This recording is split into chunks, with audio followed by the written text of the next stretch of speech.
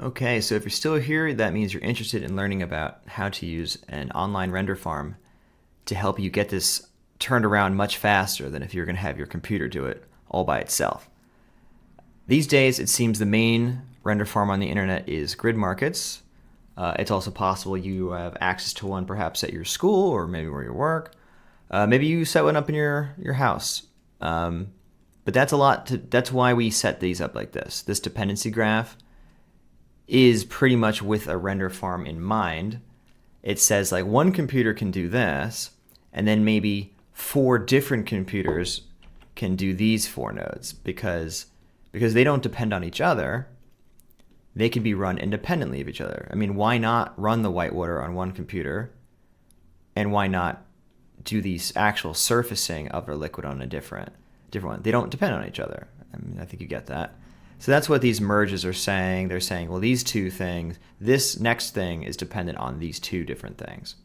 And ultimately, our renders all depend on that. So this kind of setup is what tells a render farm what to do. Obviously, same thing goes for the render and mantra nodes. I mean, they would, of course, never depend on each other. So they're usually in a big, long line like this. And to use grid markets specifically, you have to download the grid markets HDAs, meaning the little tools that show up in Houdini. And here they are. Grid markets, render, submit, you just basically put at the bottom. I don't even usually do the compositing on the farm. It's so fast to do it on your own machine that I feel like don't even bother. Now, why can I submit just the renders perhaps? Upload just our simulation caches that we've already done. You can actually do that. Problem is it will take forever to do that. If we look at our cache area here, this is all my version 1 sims.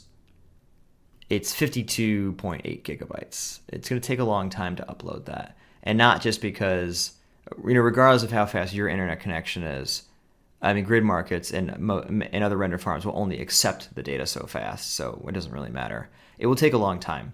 It's often much faster, if more expensive, to just upload one 5 megabyte HIP file that can then generate all of the data itself onto the farm.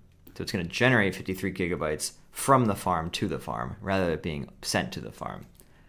So again, important that this is set up correctly. And it is. So we put our grid markets render submit here. In the case of grid markets, I mean, if your school uses a render farm, I have no idea how yours is set up, but it should still respect the dependency graph in any case.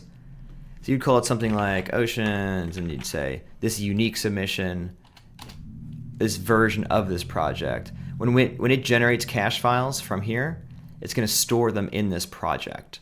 And you can resubmit renders as many times as you want by changing this, but the actual cache files will be unique to the project name. So if you change the project name, it won't be able to find them anymore.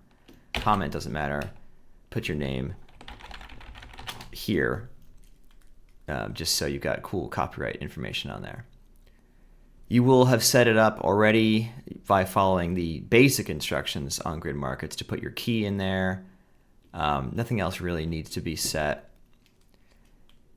The main thing you do need to change about your dependency graph for grid markets anyway is you need to tell it which of these nodes have to run on one machine and which of these nodes can be split up per frame. For example, a mantra node does not need to run in sequence on one machine. If you have 120 images here, just have 120 different computers render one frame each. They don't need to do it in order. Whereas our fluid sim, you can't say, hey, one computer, you handle frame 120, because it needs the previous 119 frames. So this needs to run as a simulation. So what you need to do is drop this node that has a really weird icon on it called batch, and put the batch node in front of every single fetch node, aka every single geometry caching related node here. So you don't have to put them down in front of the merge, but every single one of these needs one of these. Again, at least for grid markets. And by not having one in front of the node, it says this can be split up.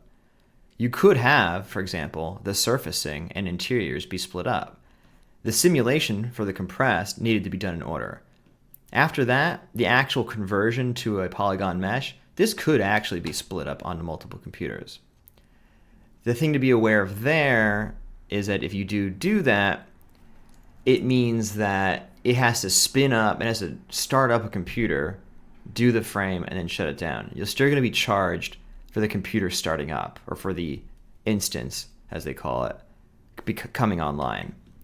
So if you have shorter processes, like any one of these mantra nodes is going to take 5, 10, 15 minutes. So the fact that it takes a minute to start up doesn't really matter in the grand scheme of things. But if you have to wait for a computer a minute to start up, render something that only takes 30 seconds, and then shut down, a lot of your cost is going into that startup process. So if you are patient, just have one computer chew on these anyway, even though these could be split up to multiple computers. Again, we're not going to put the batch down here. I didn't finish putting the batch nodes up here. You can do that if you want to. But I just want to show you, once we click submit on here, it does this pre-flight thing where it analyzes, how is this going to go? Skip over to jobs for a second. These are the actual jobs that are going to be made. You can see the ones that got a batch node in front of them, it says simulation true. But the ones that don't say simulation false. And that's what we're trying to affect, is switching this to true for the ones that we want it to be. You can see it says max machines 1, and for the rest of them it says 0, which means any amount. So that's cool. What else do we need to be aware of? This says that these files will be uploaded. This says these files will be downloaded when they're done. And this pin says keep these in our project on the grid market machines. So it's a great idea to say our actual cache stuff here, these should all stay on the machine, or on the farm. In case we simulate it, cache it all, run a render, the render doesn't look right, we certainly don't want to wait for the sims to run again. So this will keep the actual cache files around. We don't want to download them though.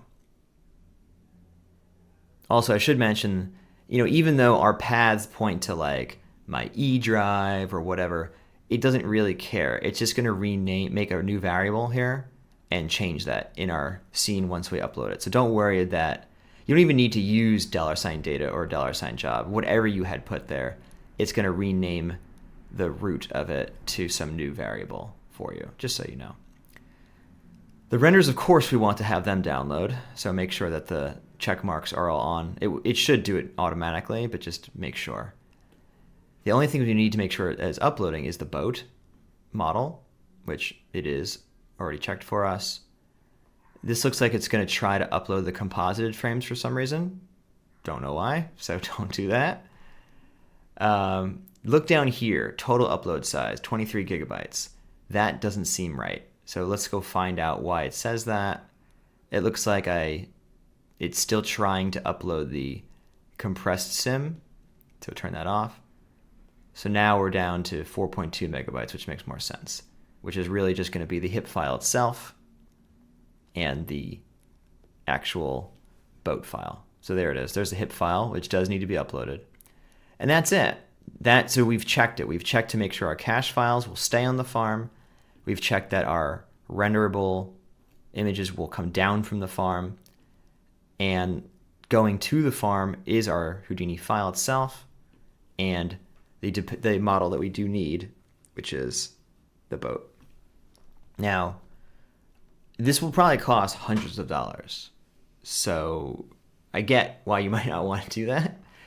But it will be the difference between this being done in several hours versus maybe a week or more. It'll depend on how fast your computer is. I mean, my computer's pretty fast as of the time of this recording. I have 16 core Ryzen with 120 gigabytes of RAM and stuff. And that's not to brag, but just to say, it took me 12 hours or maybe 10 hours or so to render all the half-res images last night. So if these images are now twice as large in the X and twice as large in the Y, they're 4 times as large now.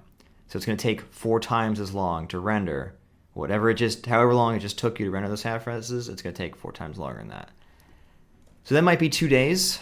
That might be a week, depending. If you can wait, obviously it's cheaper to just do it yourself. But if you want to iterate and you have money to burn, you might as well do the render farm stuff. So if you do want to keep going forward with this, save and continue. And it says you click go when you want to do it, and you'll see it upload it and everything else. And for the rest, I'll leave you to the grid markets documentation as for how you view your jobs and stuff. I mean, honestly, if you didn't do anything after clicking go at this point, it should just do it, and then your images will show up. I honestly am going to just render it myself because I feel like saving some money on that. And goodbye, batch nodes. Hardly knew you. But that's how you do it. So go do grid markets or not, and I'll see you in the next chapter when hopefully all this is done. And real quick, and if you were just watching that chapter but are not actually going to do that, make sure you turn these off. We don't want to recache them now if we are just going to submit or have this run on our own computer anyway. So, as I said, I am going to do it on my own computer. So, there you go.